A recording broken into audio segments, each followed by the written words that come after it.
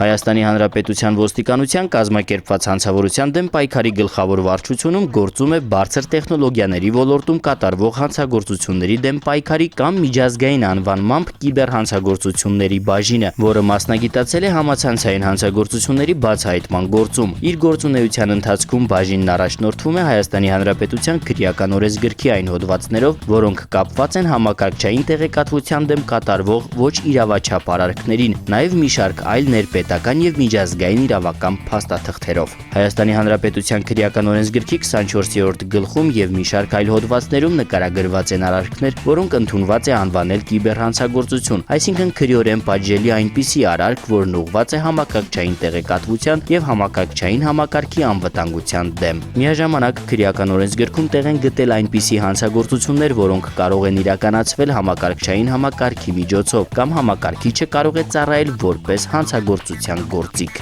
Այսօր հիմնականում կանդրադառնանք երկու հանցատեսակի, որոնք առավել տարածված են մեզանում։ Սրանց մի մասը թվում է, թե կատարվում են մարդկանց կողմից, որոնք չեն էլ գիտակցում իրենց արարքի հասարակական վտանգավորությունը։ Հանցագործությունների զոհել դառնում են հիմնականում չափահասության սահմանագծին մոտ գտնվող տարիքի պատանիներ ու աղջիկներ, եւ սա ավելի մտահոգիչ է դարձնում խնդիրը։ Հայտնի է, որ օրենքի չիմացությունը չի ազատում քրեական պատասխանատվությունից, ուստի տեսանյութին մոտենանք ավելի իմացաբանական տեսանկյունից եւ այսպես շորթում հանցագործությունը թեև չի դասում կիբերհանցագործությունների շարքին, սակայն վերջին տարիներին այն առավել շատ տարածվել է համացանցում։ Պայմանավորված է նրանով, որ ֆիզիկապես կոնտակտ չունենալով զոհի հետ հանցագործների պատկերացմամբ հնարավորություն ունեն խուսափելու հետագայում նախաքննությունից կամ հետաքննությունից, իսկ նույնիսկ մերկացվելու դեպքում հնարավորություն են թաքցնելու ապացույցները այն աստիճանի, որ նախաքննական մարմինը չկարողանա ապացուցել նրանց մեղքը։ Սակայն դա թյուր կարծիք է, որովհետև վիրտուալ տիրույթում նույնպես պահպանվում են ապացույցներ, ինչպես նաև հանցագործների կատարած գործողությունների հետքերը։ Քրեական օրենսգրքի 182-րդ հոդվածը ձևակերպված է այսպես. շորթումը անձի կամ նրա մերձավորի մասին արատավորող կամ անձի կամ նրա մերձավորի իրավունքներին ու օրինական շահերին էական վնաս պատճառող տեղեկություններ հրապարակելու, ինչպես նաև անձի կամ նրա մերձավորի նկատմամբ բռնություն գործադրելու սպառնալիքով կամ անձի նրա մերձավորի գույքը կամ այլ անձանց տնօրինության կամ պահպանության տակ գտնվող գույքը ոչնչացնելու սպառնալիքով ուրիշի գույքը կամ գույքի նկատմամբ իրավունքը հանձնելու կամ գույքային բնույթի այլ գործողություններ կատարելու պահանջն է։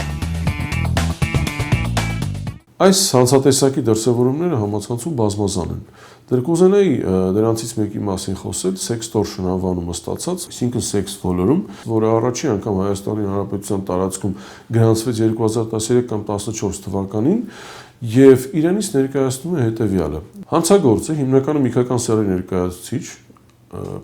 որևէ սոցիալական ցանցի միջոցով կապվում է զոհի հետ, տվյալ դեպքում Հայաստանի Հանրապետության քաղաքացու հետ, եւ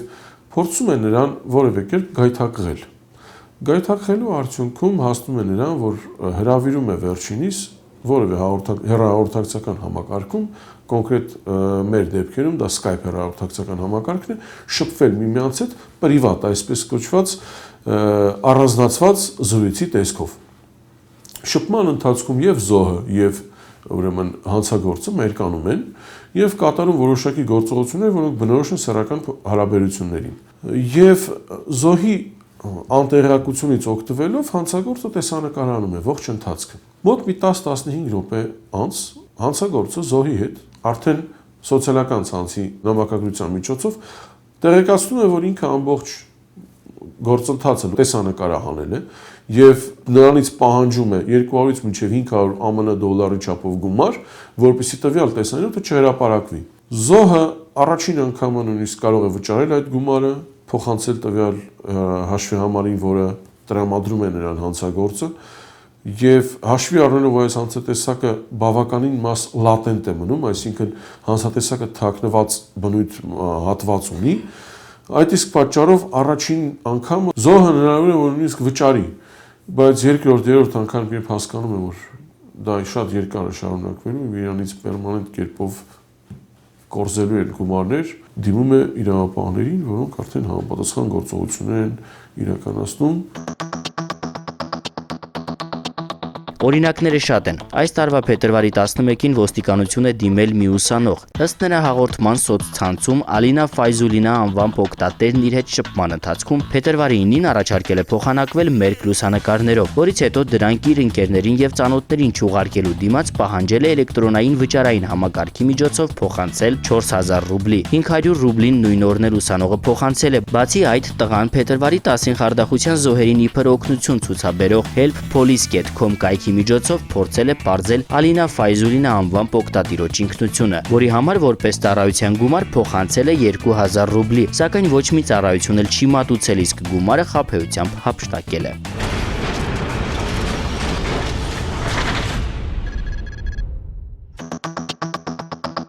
Հաջորդ նմանատիպ հաղորդումը թվում է մանկան գործ։ Փետրվարի 23-ին 21-ամյա մի աղջիկ ոստիկանություն դիմում է ներկայացրել, որ անհայտ անձը Օդնոկլասնիկի սոցիալական կայքում տեղադրել է իր լուսանկարները եւ հայտնել, որ պոռնո կայքեջ կբացի այդ լուսանկարներով։ Պարզվել է, որ անհայտ անձն աղջկանից պահանջել է իր կայքեջին ուղարկել բջջային հեռախոսի լիցքավորման 1000 դրամանոց 3 քարտի համարներ։ Աղջիկը կատարել է պահանջը։ Մայիսի 8-ին 28-ամյա Գագիկը հաղորդում է տվել, որ նույն օրը գիշերը համացանցի Օդնոկլասնիկի կայքեջ Նարեկ Սիմպո տվյալներով օգտատերը հաղորդագրությունների միջոցով իր մերկ լուսանկարները համացանցում հրապարակելու սպառնալիքով իրենից պահանջել է 190,000 դրամ։ Շորթման մեկ այլ առավել հաճախ հանդիպող եղանակ Հայաստանի Հանրապետությունում դա երբ ընկերուհի կապի խզման արդյունքում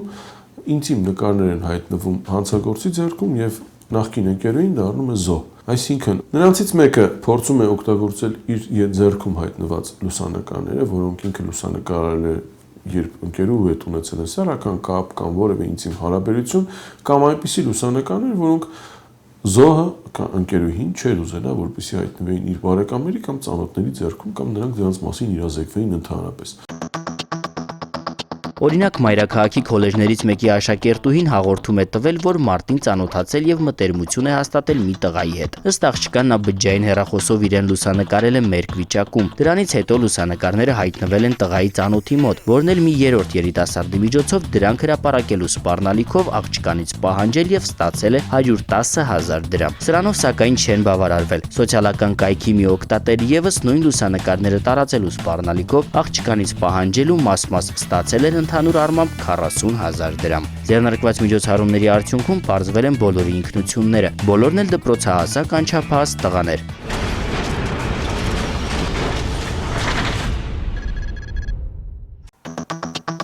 Լինում է եւ այսպես։ Փետրվարի 2-ին ստացվել է քրեակատարողական հիմնարկում պատիժը կրող մի դատապարտյալի հաղորդումը։ Նա հայտնել է, որ իր հետ փաստական ամուսնության մեջ գտնվող կինը իր անձն արատավորող տեղեկություններ հրապարակելու սպառնալիքով վերջին 1 տարվա ընթացքում պարբերաբար իրենից պահանջել եւ իր հարազատների ու ընկերների միջոցով ստացել է ընդհանուր 1.5 միլիոն դրամ։ Շորթման մասին թերևս այսքանը, բայց կա նմանատիպ մեկ այլ հանցագործություն եւս։ Կուզենայի նաև ձեր ուշադրությունը բևեռել ՀՀ քրեական օրենսգրքի 140 հոդվածի վրա, որը կատարման եղանակներով որպես հանցագործություն բավականաչափ նման է շորթում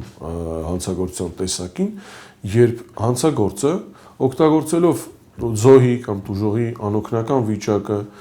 կամ գույքին վնաս պատճառելու սպառնալիքով կամ վերցնելու սպառնալիքով շանտաժի եղանակով հարկադրաբար հասնում է սեռական փոխհարաբերություն։ Սեռական հարաբերություն ունենալն է նպատակը հանդիսանում տվյալ հանցագործության։ Ի տարբերություն շորթումի, որի նպատակը վերջնական նյութական շահ կամ գույքային իրավունքները ձեռք բերելն է որևէ գույքի նկատմամբ, որը պատկանում է տուժողին։ Կուզենայի նաև նշել, որ այս հանցագործության տեսակը առավել շատ հանդիպում է անչափահասների շրջանում։ Կարծում եմ դա պայմանավորված է իրավագիտակցության մակարդակի մի փոքր ցածր լինելով, նաև նրանով, որ հանցագործի գործողությունների արդյունքը ծնողներից եւ իրավապահներից թաքցնելու նպատակով անչափահասը ոչ ոքին տեղյակ չի պահում իր նկատմամբ կատարված բռնության վերաբերյալ։ Ինչի պատճառով իրավապահները իրազեկվում են տվյալ տեսակի հանցագործության վերաբերյալ արդեն այն ժամանակ, երբ հանցագործության արդյունքում անչափահասը կամ տուժողը կամ զոհը արդեն իսկ ենթարկվել են սեռական բռնության կամ այն դեռևս շարունակվում է։ Սրա մի օրինակն էլ ի հայտ է եկել վերջերս։ Իհարկե ամեն մի ահազանգ ստուգվում է, ամեն մի տեղեկություն ճշտվում, բայց ներկայացնենք հաղորդումը։ Մայիսի 8-ին 27-ամյա Միկին հաղորդում է տվել, որ քրոջ ամուսինը իր մասին վարկաբեկող տեղեկություններ հրապարակելու սպառնալիքով 2007 թվականից մինչ օրս իրեն պարբերաբար հարկադրել է իր հետ ունենալ սեռական հարաբերություն։ Մնում է հավելենք, որ վիրտուալ տիրույթում անգամ մարդը պարտավոր է պահպանել համակեցության կանոնները, այլապես կարող է հայտնվել քրեական պատասխանատվության ամենաիրական տիրույթում։ Կիբերհանցագործությունների բացահայտման այսօր առավել մեծ ուշադրություն է դարձում թե ոստիկանության ղեկավարության կողմից, թե ընդհանրապես։ Բացահայտման տոկոսը կարելի է փաստել, որ տարեստարի ավելի եւ ավելի է բարձրանում, կապված է դա հիմնականում նրա հետ, որ հանցագործները վիրտուալ տիրույթում այլևս անպատիժ չեն կարողանում իրենց գործողությունները իրականացնել, իրենց հանցավոր նպատակները նպատակակետին հասցնել,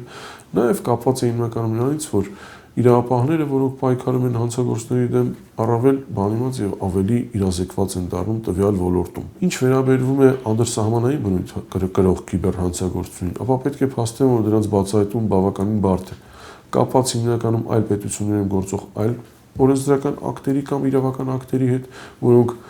հիմնականում տարբերվում են Հայաստանի Հանրապետության տարածքում գործող իրավական ակտերից,